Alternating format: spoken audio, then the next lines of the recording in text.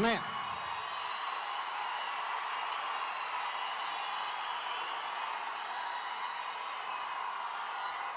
అన్నయ్య మీ ప్రశ్నకి సమాధానం చెప్తాను,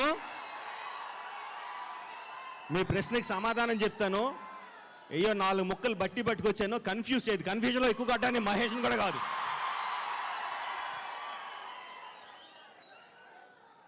పూరి జగన్ మాట్లాడతానయ్యా, డెఫినెట్గా చెప్తా, సమాధానం చెప్తా. సార్ జగన్ గారు, సభాముఖంగా మీకు ఒకటి చెప్పేస్తున్నానండి. మా ఆవిడ అత్తమాని చెప్తా ఉంటుందండి, నువ్వు 2 సంవత్సరాలు 3 సంవత్సరాలు సినిమా తీయడం కాదు, జగన్ గారి దగ్గరికి వెళ్ళి నేర్చుకో. 6 నెలల్లో సినిమా తీసిన ఇండస్ట్రీ హిట్ ఎలా కొట్టడం ఆయన దగ్గరికి వెళ్ళి నేర్చుకుంటుందండి. నేను నిజంగా అడుగుతున్నాను, ఒక 2 రోజులు మీ దగ్గర అసిస్టెంట్ డైరెక్టర్ పనిచేయాలి.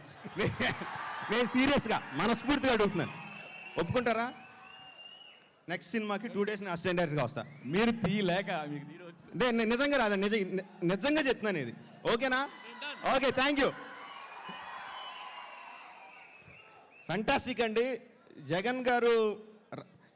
నేను నిజంగా చెప్తున్నాను, మేము ఏదో సంవత్సరం కష్టపడి 2 సంవత్సరాలు కష్టపడి 30 రోజుల్లో ఒక ఫైట్ తీసి ఏదో కష్టపడితే ఆయన ఒక్క డైలాగ్తో కొడేస్తాడండి. ఆ డైలాగ్ ఏంటండి, కన్ఫ్యూజ్ చేయొద్దు, కన్ఫ్యూజన్ ఎక్కువ కొడేస్తానా? సూపర్ స్టార్ మీరు, అసలు super star. And one thing అండి, సూపర్ స్టార్ రజనీకాంత్ గారు మనకి ఇక్కడ ఆంధ్రప్రదేశ్లో ఎంత మార్కెట్ అయితే ఉందో, ఒక పెద్ద హీరో మార్కెట్ లాగా ఎంత మార్కెట్ అయితే ఉందో, అలాగే సూపర్ స్టార్ మహేష్కి తమిళనాడులోను కేరళలోను అంతే మార్కెట్ ఏర్పడాలి. It's not only good for him, it's good for the whole industry. మన హీరోలు అందరూ కూడా సౌత్ ఇండియా అంతటికి వెళ్ళాలి. Let Mahesh be the first person to do it. Mahesh బాబుతో సినిమా ఎప్పుడు చెప్పండి?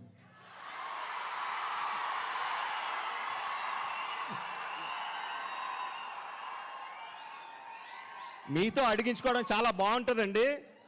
యాక్చువల్గా నిజానికి మహేష్ గారిని నేను గాడి ఆల్రెడీ అనౌన్స్ చేసాం, మేము ఇద్దరం చేస్తున్నామని.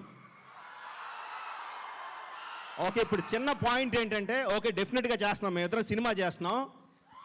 ఏ సినిమా చేయాలి? కౌబాయ్ సినిమా చేయాలా? గూఢచారి 116 జేమ్స్ బాండ్ సినిమా తీయాలా?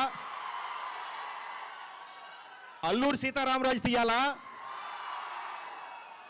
మీరు మళ్ళీ కన్ఫ్యూజ్ చేస్తున్నారు, మీరు డిసైడ్ అవ్వండి, మేము చేసేస్తాం. Thank you very much.